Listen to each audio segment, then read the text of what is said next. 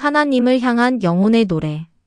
사랑하는 성도 여러분, 성경 66권 가운데 가장 인간적인 책이면서 동시에 가장 하나님 중심적인 책은 무엇일까요?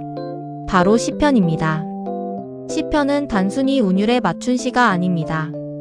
그것은 깊은 기도이고 마음에서 우러나오는 찬양이며 때로는 가슴 저미는 눈물이고 흔들리지 않는 신앙의 고백입니다.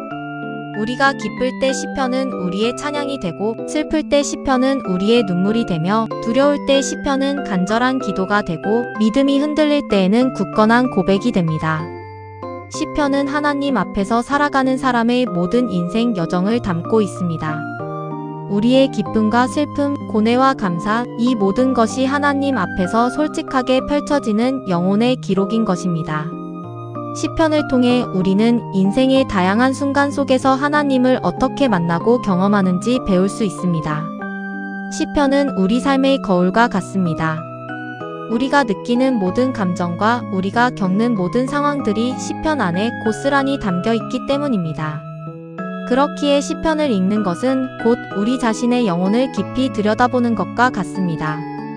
우리가 하나님을 향한 영혼의 노래인 시편을 함께 묵상하며 우리의 삶을 돌아보고 하나님의 은혜를 깊이 경험하는 귀한 시간이 되기를 소망합니다. 시편은 단순히 과거의 기록이 아니라 시대를 초월하여 오늘날을 살아가는 우리에게도 동일하게 적용되는 살아있는 말씀입니다. 시편 속에는 우리 자신의 이야기, 우리 이웃의 이야기, 그리고 인류 역사의 이야기가 담겨 있습니다.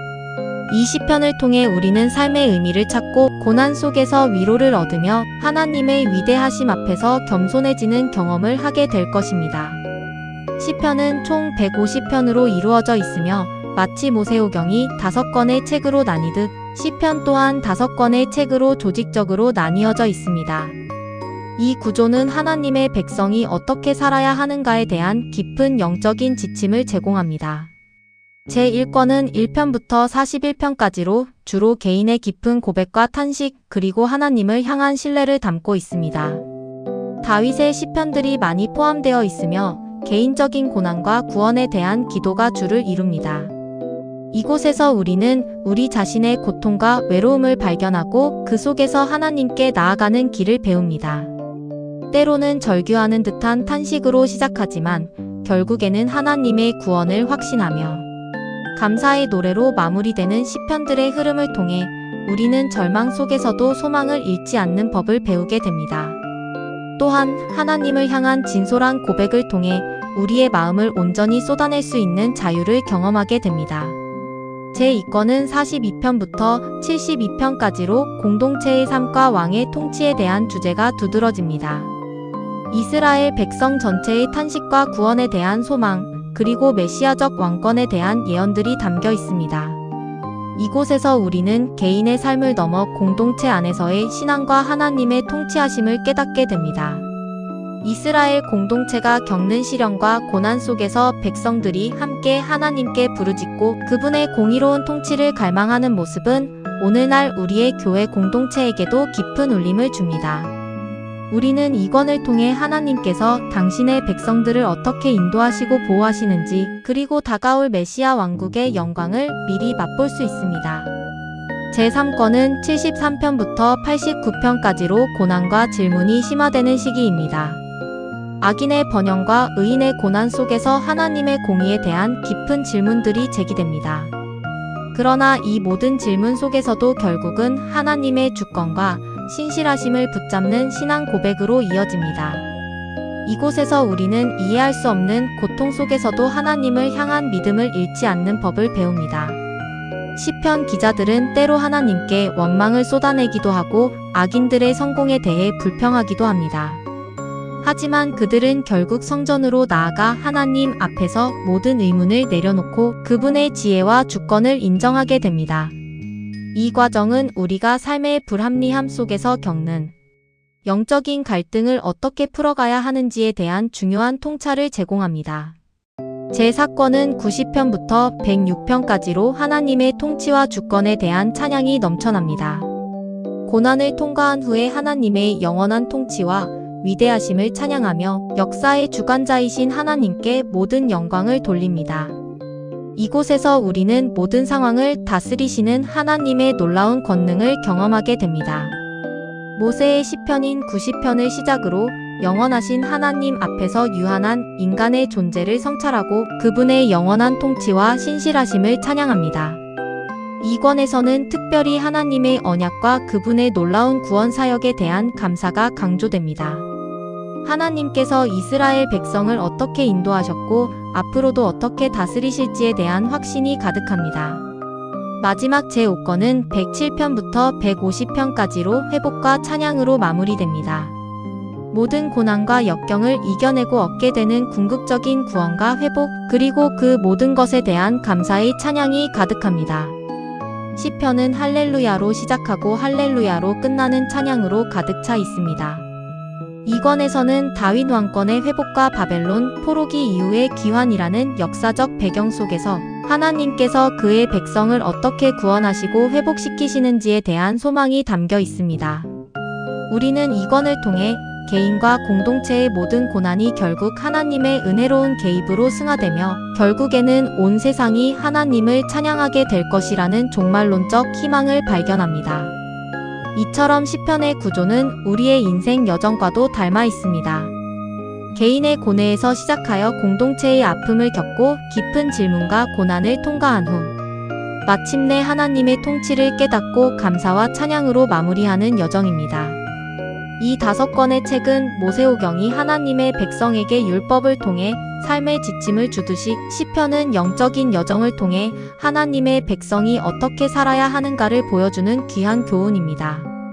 이 방대한 시편의 여정을 통해 우리는 개인의 영혼이 어떻게 하나님과 깊은 교제를 나눌 수 있는지, 그리고 공동체가 어떻게 함께 믿음 안에서 성장하며 하나님의 영광을 드러낼 수 있는지를 배우게 됩니다. 시편은 그 자체로 완전한 신학이자 삶의 안내서이며 우리의 영혼을 깊이 만족시키는 샘물과 같습니다. 시편의 가장 중요한 핵심 메시지는 단 하나입니다. 바로 하나님을 중심으로 살아라는 것입니다. 시편 1편은 이렇게 시작합니다.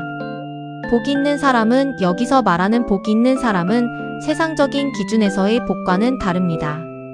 돈이 많은 사람도 아니고 사회적으로 성공한 사람도 아니며 건강한 사람만을 의미하지 않습니다. 이러한 것들은 세상이 추구하는 일시적인 복일 수 있지만 시편이 말하는 복은 훨씬 더 깊고 영원한 의미를 담고 있습니다. 복 있는 사람은 오직 여호와의 율법을 즐거워하여 그의 율법을 주야로 묵상하는 사람입니다. 즉 하나님의 말씀을 즐거워하고 그 말씀 속에서 살아가는 사람입니다.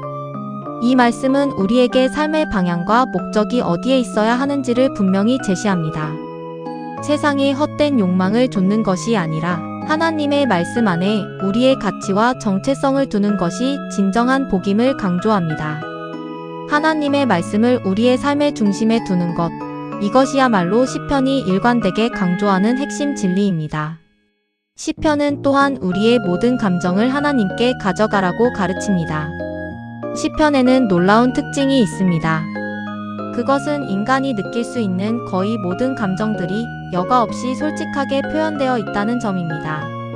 때로는 하나님을 향한 원망의 소리가 들리고 부당함에 대한 분노가 터져나오며 미래에 대한 두려움과 깊은 탄식이 고스란히 담겨 있습니다. 우리는 이 감정들을 숨기지 않고 하나님께 토로하는 시편 기자들의 모습을 봅니다. 왜냐하면 그들은 하나님 앞에서는 있는 그대로 나아갈 수 있음을 알았기 때문입니다. 그들은 자신들의 모든 감정을 하나님 앞에서 정직하게 드러내는 것을 두려워하지 않았습니다. 슬픔과 절망, 심지어는 복수심까지도 하나님께 아뢰었습니다. 이처럼 시편은 우리가 완벽한 모습만을 보일 필요가 없으며 우리의 모든 연약하고 불완전한 모습까지도 하나님께서 받아주시고 이해하신다는 것을 보여줍니다. 사랑하는 성도 여러분, 믿음은 결코 우리의 감정을 억누르거나 가장하는 것이 아닙니다. 믿음은 우리가 느끼는 기쁨과 슬픔, 불안과 분노, 이 모든 것을 하나님께 솔직하게 가져가는 것입니다. 우리의 가장 깊은 내면의 아픔까지도 하나님께 아뢰는 것이 참된 믿음입니다. 하나님은 우리의 완벽한 모습만을 원하시는 것이 아니라 우리의 솔직하고 연약한 모습 그대로를 사랑하시고 품어주시는 분이시기 때문입니다. 그러므로 우리는 시편 기자들처럼 우리의 마음속에 있는 모든 것을 하나님께 아뢰고 그분의 위로와 응답을 기다릴 수 있습니다. 이것이야말로 하나님과의 살아있는 관계의 증거이며 우리의 영혼을 치유하고 강하게 하는 통로가 됩니다. 시편은 또한 고난 속에서도 하나님을 신뢰하라는 메시지를 강력하게 전달합니다. 시편의 대부분은 고난과 역경 속에서 쓰여졌습니다. 다윗은 사울 왕에게 쫓겨 도망 다니는 절박한 상황 속에서도 수많은 시편을 지었고 바벨론 포로로 잡혀간 백성들은 이국 땅에서 눈물 속에서 하나님을 향한 시편을 불렀습니다. 이 시편들 속에는 고난의 깊은 그림자가 드리워져 있지만 그럼에도 불구하고 그 끝은 항상 같습니다. 그러나 나는 여호와를 의지합니다. 내 영혼아 여호와를 찬양하라. 이것이 바로 시편 기자들의 신앙입니다. 그들은 고난의 현실을 회피하지 않았지만 그 고난을 뛰어넘어 결국 하나님의 신실하심과 구원의 능력을 바라보았습니다. 아무리 절망적인 상황 속에서도 하나님을 향한 믿음의 끈을 놓지 않는 것, 이것이 시편이 우리에게 보여주는 진정한 신뢰의 신앙입니다. 그들은 자신들의 고통을 숨기지 않았지만 그 고통이 영원히 지속될 것이라고 믿지도 않았습니다. 오히려 그 고통의 한가운데서 하나님의 임재를 구하고 그분의 구원하심을 확신했습니다. 이러한 시편의 메시지는 오늘날 우리에게도 큰 위로와 도전이 됩니다. 예측 불가능한 삶의 고난 속에서 우리가 붙들어야 할 것이 무엇인지를 분명히 알려줍니다. 그것은 바로 변치 않으시는 하나님의 신실하심과 그분의 약속에 대한 흔들림 없는 믿음입니다. 그리고 시편은 결국 찬양으로 끝맺음합니다. 시편의 마지막은 어떻게 끝이 날까요? 시편 150편 6절은 이렇게 선포합니다. 호흡이 있는 자마다 여호와를 찬양할지어다 할렐루야. 시편은 복 있는 사람으로 시작하여 결국에는 모든 사람이 하나님을 찬양하라는 메시지로 마무리됩니다. 이것은 우리 인생의 궁극적인 결론이 찬양이어야 함을 보여줍니다. 우리의 삶이 아무리 힘들고 고통스러울지라도 우리가 마땅히 돌아가야 할 곳은 하나님을 향한 찬양의 자리여야 합니다. 인생의 모든 여정을 통해 우리는 결국 하나님의 위대하심과 사랑을 깨닫고 그분을 찬양하게 될 것입니다. 찬양은 단순히 기쁠 때만 드리는 것이 아닙니다. 오히려 가장 깊은 고난과 절망의 순간에도 하나님을 찬양할 때 우리는 그분의 위로와 능력을 경험하게 됩니다. 시편 기자들이 수많은 탄식과 간구 속에서도 결국 찬양으로 마무리했던 것처럼 우리의 삶 또한 하나님의 선하심을 향한 끊임없는 찬양으로 가득 차야 합니다. 이 찬양은 우리의 영혼을 자유롭게 하고 하나님과의 관계를 더욱 깊게 만들어줄 것입니다. 이제 본문인 시편 1편 1절에서 3절까지를 좀 더 깊이 강해해 보겠습니다. 먼저 복 있는 사람의 특징은 무엇일까요? 시편 1편 1절은 복 있는 사람이 악인들의 꾀를 따르지 아니하며 죄인들의 길에 서지 아니하며 오만한 자들의 자리에 앉지 아니하고라고 말합니다. 이것은 복 있는 사람이 세상의 흐름을 무비판적으로 따라가지 않는다는 것을 의미합니다. 악인들의 꾀는 하나님을 떠난 사람들의 생각과 계획을 말합니다. 이것은 불의한 이득을 추구하거나 자기 욕심만을 채우려는 세상적인 지혜를 포함합니다. 죄인들의 길은 하나님의 뜻을 거스르는 삶의 방식을 의미하며 이는 죄악된 습관이나 유혹에 빠져 방황하는 삶을 뜻합니다. 오만한 자들의 자리는 하나님을 무시하고 자기 교만에 빠진 자들의 모임을 뜻합니다. 그들은 자신들의 지혜와 능력을 과신하며 하나님을 대적하는 자들입니다. 복 있는 사람은 이러한 것들을 멀리하고 단호하게 거부합니다. 그는 세상의 가치관과 유혹에 물들지 않기 위해 의도적으로 거룩한 분별력을 가지고 살아갑니다.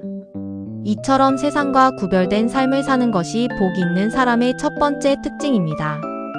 그는 의도적으로 악인의 꾀에서 벗어나고 죄인의 길에 발을 들이지 않으며 오만한 자들과 함께하지 않음으로써 자신의 영혼을 지키고 거룩함을 유지합니다. 이것은 적극적인 선택과 단호한 결단을 요구하는 삶의 태도입니다. 두 번째 특징은 말씀을 즐거워한다는 것입니다. 시편 1편 2절은 오직 여호와의 율법을 즐거워하여 그의 율법을 주야로 묵상하는 도다라고 말합니다. 여기서 즐거워한다는 히브리어 단어는 단순히 기뻐하는 것을 넘어 기쁨으로 붙잡고 애착을 가진다는 의미를 내포합니다. 이것은 하나님의 말씀이 우리에게 의무감이나 짐이 아니라 깊은 만족과 기쁨의 원천이 되어야 함을 알려줍니다. 말씀을 읽고 묵상하는 것이 우리에게 강요된 행위가 아니라 영혼의 양식으로서 가장 큰 즐거움이 되는 것입니다. 복 있는 사람은 말씀 속에서 삶의 지혜를 발견하고 하나님의 음성을 들으며 그 속에서 참된 기쁨을 누립니다. 여기서 주야로 묵상한다는 것은 단순히 하루 중 정해진 시간에 말씀을 읽는 것을 넘어 삶의 모든 순간 속에서 말씀의 의미를 되새기고 그것을 자신의 삶에 적용하려 노력하는 깊은 영적 행위를 의미합니다. 마치 소가 되새김질을 하듯 말씀을 끊임없이 마음에 품고 생각하는 것입니다. 이러한 묵상을 통해 말씀은 우리의 삶에 뿌리내리고 우리의 가치관과 행동을 변화시키는 강력한 힘이 됩니다. 세 번째 특징은 그 결과로 형통한 삶을 누린다는 것입니다. 시편 1편 3절은 이렇게 약속합니다. 그는 시냇가에 심은 나무가 철을 따라 열매를 맺으며 그 잎사귀가 마르지 아니함 같으니 그가 하는 모든 일이 다 형통하리로다. 시냇가에 심은 나무는 마르지 않는 수분을 공급받아 가뭄에도 푸르며 때가 되면 풍성한 열매를 맺습니다. 이것은 환경의 영향을 받지 않는 지속적인 생명력과 풍요로움을 상징합니다. 중요한 것은 여기서 말하는 형통은 세상적인 성공만을 의미하지 않는다는 점입니다. 진정한 형통은 우리의 삶이 어떤 환경 속에서도 하나님과의 깊은 관계 속에서 견고하게 서 있을 때 주어지는 영적인 평안과 내적인 충만함을 포함합니다. 돈이 많고 권력이 있다고 해서 반드시 형통한 삶을 사는 것은 아닙니다. 오히려 시편 기자들은 종종 악인이 번성하고 의인이 고난받는 현실 앞에서 탄식했습니다. 그러나 시편은 그 고난 속에서도 하나님을 의지하는 것이 진정한 형통임을 가르칩니다. 하나님과의 관계에서 나오는 형통이야말로 어떠한 고난 속에서도 흔들리지 않는 참된 복입니다. 마치 시냇가에 심겨 물의 근원을 끊임없이 공급받는 나무처럼 하나님의 말씀과 교제를 통해 영적인 생명력을 공급받는 사람은 외적인 환경의 변화에도 흔들리지 않고 견고하게 서 있을 수 있습니다. 그는 때를 따라 필요한 열매를 맺으며 그의 잎사귀가 마르지 않듯 그의 영혼은 언제나 생명력으로 가득할 것입니다. 그리고 그가 하는 모든 일이 하나님의 뜻 안에서 합력하여 선을 이루는 진정한 형통을 경험하게 될 것입니다. 사랑하는 성도 여러분, 시편은 오늘 우리에게 세 가지 중요한 삶의 방향을 제시합니다. 첫째, 말씀을 가까이 하십시오. 매일 하나님의 말씀을 묵상하며 그 속에서 주님의 음성을 듣고 삶의 지혜를 얻으십시오. 말씀은 우리의 영혼을 살찌우는 생명의 양식이며 어두운 세상을 살아가는 우리의 발의 등불이요 길의 빛이 됩니다. 단순히 읽는 것을 넘어 말씀을 깊이 생각하고 우리의 삶에 적용하려는 노력이 필요합니다. 말씀을 가까이 할 때 우리는 하나님의 뜻을 분별하고 올바른 길로 나아갈 수 있는 영적인 나침반을 얻게 됩니다. 둘째, 하나님께 솔직하십시오. 우리의 모든 감정을 하나님께 가져가십시오. 기쁨과 감사뿐 아니라 원망과 분노, 두려움과 탄식까지도 숨김없이 하나님께 아뢰십시오. 우리의 모든 연약함과 솔직함을 아시는 하나님은 우리의 기도를 들으시고 우리의 상처를 치유해 주실 것입니다. 감정을 억누르거나 포장하려 하지 마십시오. 하나님은 우리의 모든 것을 아시고 우리가 어떤 모습으로 나아가든 우리의 기도를 기꺼이 들으시는 분이십니다. 셋째, 어떤 상황에서도 찬양하십시오. 고난과 역경 속에서도 하나님을 신뢰하고 그분을 찬양하는 것을 멈추지 마십시오.